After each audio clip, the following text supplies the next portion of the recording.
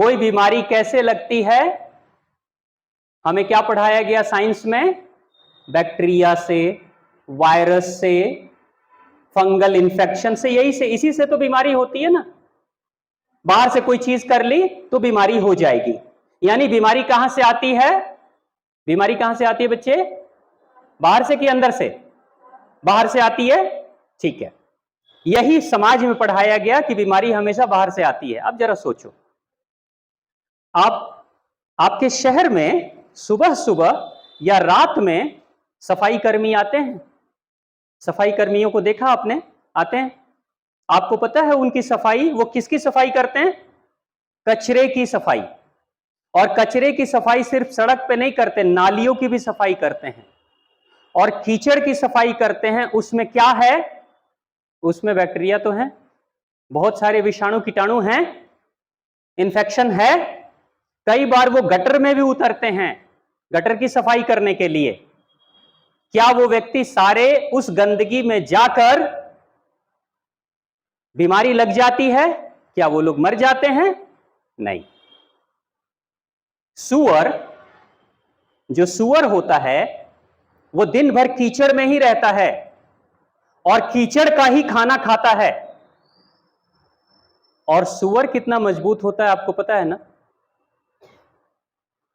कीचड़ ही खा रहा है, आपकी तरह नहीं वो कोई चपाती रोटी, आज हरी सब्जी खाएंगे तो कभी दाल खाएंगे तो कभी दूध खाएंगे, ऐसा कुछ नहीं करता। वो कोई कैलोरीज वगैरह नोट नहीं करता और कैलोरीज देख के और तब खाना नहीं खाता। वो गंदगी में रहता है, गंदा ही खाता है, लेकिन शरीर की शक्ति इतनी मजबूत होती है ना कि उसके देह पर अगर कार का चक्का भी चढ़ जाए तो उसको कोई फर्क नहीं पड़ता, उठ के दौड़ता हुआ निकल जाएगा। चेचक की बीमारी अगर होती है तो वही मां अपने बच्चे की सेवा करती है और कई बार अपने ही गोद में बच्चे को सुलाती भी है, ट्रीटमेंट भी करती है, लेकिन मां को चेचक नहीं होता। कोरोना काल में जितने भी डॉक्टर कार्य कर रहे थे उन मरीजों के साथ, वो 24 घंटे मरीजों के साथ रहते थे, लेकिन फिर भी उनको इंफेक्शन नहीं लगा। क्यों? क्योंकि इंफेक्शन बाहर से आता है, लेकिन आपका जो सुरक्षा तंत्र अंदरूनी है वो इतना मजबूत है कि वो लड़ाई करके बाहर ही बार भगा देता है। भारत के बॉर्डर में घुसपैठी आएंगे ना, बाहर के आतंकवादी तो घुसपैठ करके ही तो भारत के बॉर्डर में आते हैं। लेकिन हमारी आर्मी जब मजबूत होती है तो क्या वो लोग हमारे शहरों में आ पाते हैं? कोई आतंकवादी गतिविधि कर पाते हैं? नहीं। क्यों? क्योंकि हमारी आर्मी मजबूत है।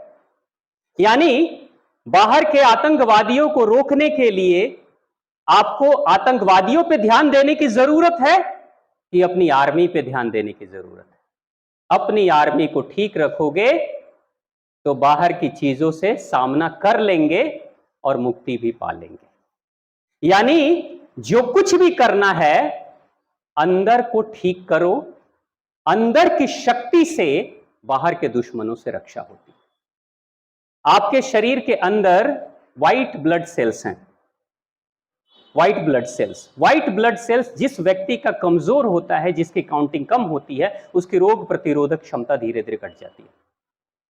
तो आप बाहर के शत्रुओं से लड़ाई मत करो, अपने आप को इतना मजबूत बना लो कि बाहर के अगर शत्रु रहेंगे भी, वायरस और बैक्टीरिया रहेंगे भी, तो भी उनको पहले ही पता चल जाएगा ये व्यक्ति बड़ा मजबूत है, इसके पास रोग प्रतिरोधक क्षमता बहुत मजबूत है, इसके पास मत जाना, नहीं तो ये छोड़ेगा नहीं।